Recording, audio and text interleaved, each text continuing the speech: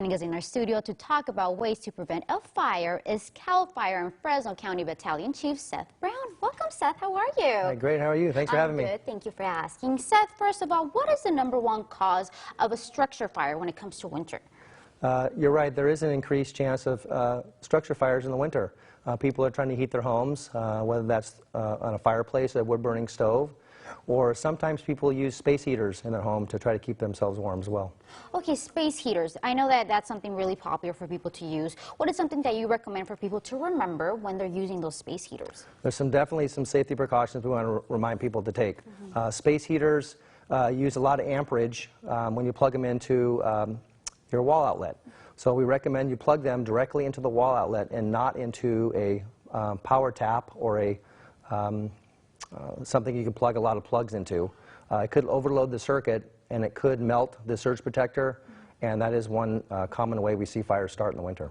Oh wow, so that's something that people should remember. Do not plug them in those, like, what are they called again? Those the surge protectors? Okay, the ones that you could plug a lot of multiple things. Multiple things. Okay, remember that, you guys. Right. And of course, when a fire happens, Seth, usually how long does it take for a whole building to become inflamed? That just depends on the contents.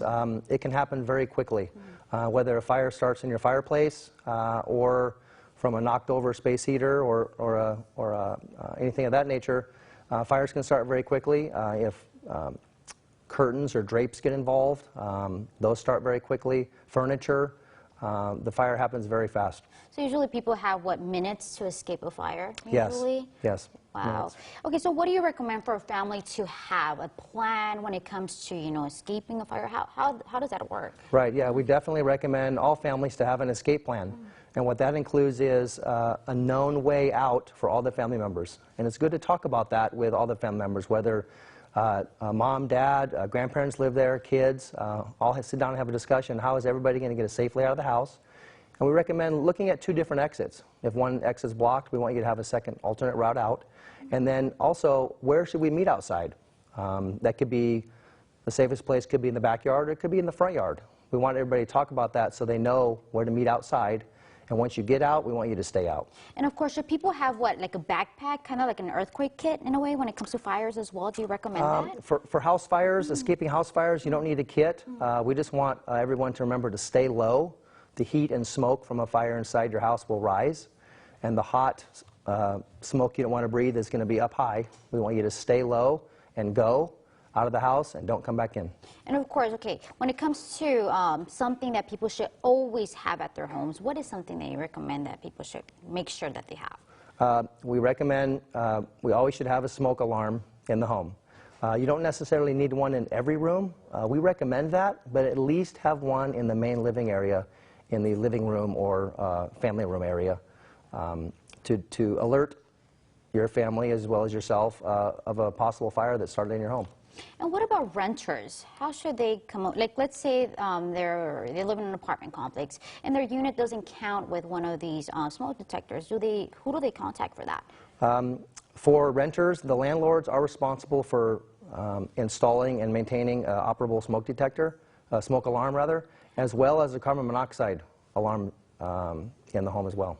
And of course, okay, we're going to talk about, I know that right now is not the season of wildfires, but it's something that people should remember because it is coming, right? Sure. As a CAL FIRE firefighter, how do you guys go about controlling that situation? Controlling the start of a fire? The wildfires. Right, well, there's everything from trying to prevent a wildfire to attacking a wildfire if it does start. Our biggest message is prevention. We want homeowners to create that defensible space around their home. That's their best defense against a wildfire in their area, is to create that defensible space around their home to protect it. And then when it comes to wildfires, Seth, how is it that you guys investigate those cases compared to a home fire? Right. We investigate them in a similar manner, although it's just usually a larger area. So we can backtrack a larger wildfire. We can backtrack and look at burn patterns and try to find out the area of origin. And then investigators are trained to look for certain indicators and try to figure out how the fire started. Great, Seth. Thank you so much for being here with us today. Sure. We really appreciate that information. Thank you for having me.